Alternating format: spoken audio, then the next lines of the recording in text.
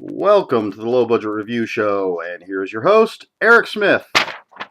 And that's me. I'm your host, Eric Smith, and this is the Low Budget Review Show. I feel like I should have some theme music for when I hold up the title card, but I don't have the budget for it, so there you go. Maybe I'll come up with something someday. Anyway, here to talk about another book, as usual, and that book is Mayhem by Sarah Pinborough. Hope that's how you say her name. I love that cover. It's nice and creepy. So, in the late 1880s in London, England, the city was held in a grip of terror by a series of horrendous, bloody, disgusting murders. And I'm not talking about Jack the Ripper. I'm talking about the torso murders. That seems to be a popular name. I live near Cleveland. We had a torso killer some time ago, back when Elliot Ness was safety director of Cleveland. But I'm not here to talk about that. I'm talking about the torso killings in 1880s London, England. I knew nothing about it. I figure most people know about Jack the Ripper, but how many of you have ever heard that there was another killer simultaneously? Well, that's what this book is about. Excuse me. The Torso Killer. So it's a historical fiction with a supernatural element. The main character is Dr. William Bond, who was a real person. He's not anymore. He was a pathologist. He worked on the Jack the Ripper case, and there's some of that in here because it does happen simultaneously with the torso killings. But the majority of the book is in first person. It's from William Bond's perspective. So he's the character we get to know the most, see him in his day-to-day life. But some of the book is also told in third person. There are flashbacks. We meet some other characters and kind of see where they came from, how they got to the point where they're involved in this story. Dr. Bond gathers up a couple of people to help him out. There's a mysterious priest. And there's a young boy from Poland or something like that. I don't recall exactly where he's from. But they all come together to try and solve this mystery. As I said, based on fact, a lot of the things in here, as I understand it, are factual. Of course, even some of the details about the real people are made up for the sake of drama and story, of course. But, as I said, there is a supernatural element to it, which is not real. Come on, people. So I like that. I like the mixing of the supernatural and the horror with the real.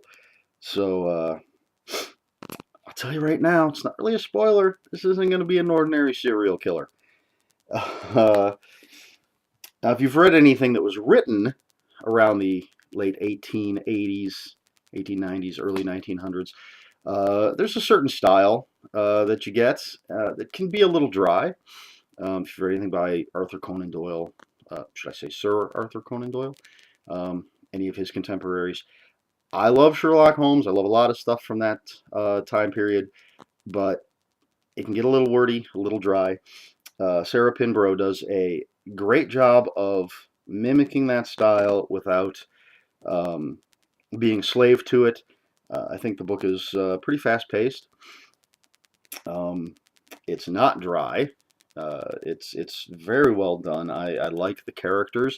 I like what she did with the story, who the killer is, how everything comes together.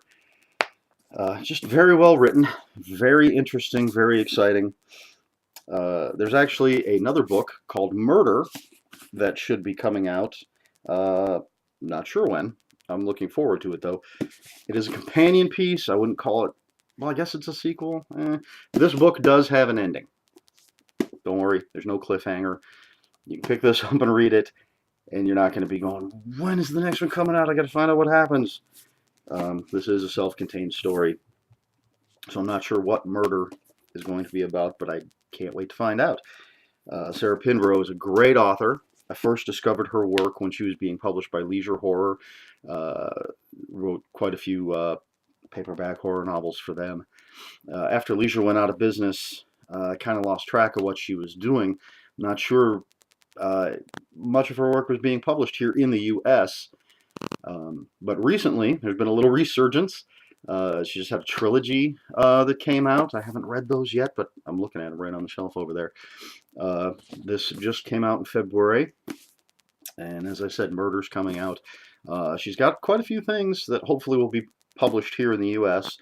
That I have not seen from a U.S. publisher, but I'm willing to read just about anything she writes. She's really good. And this is a great book. So if you're interested in historical mysteries, or good writing in general, or just freaky covers, I got to keep showing that. I just love that cover so much. I say pick it up. It's a great read. It's quite fascinating, quite scary. You'll learn a little bit about something other than Jack the Ripper that was going on in London back in the day. So that's it. That's my little low-budget review for this week.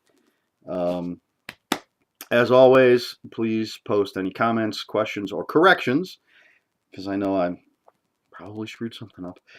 Post them in the comments below and read more books. Thanks.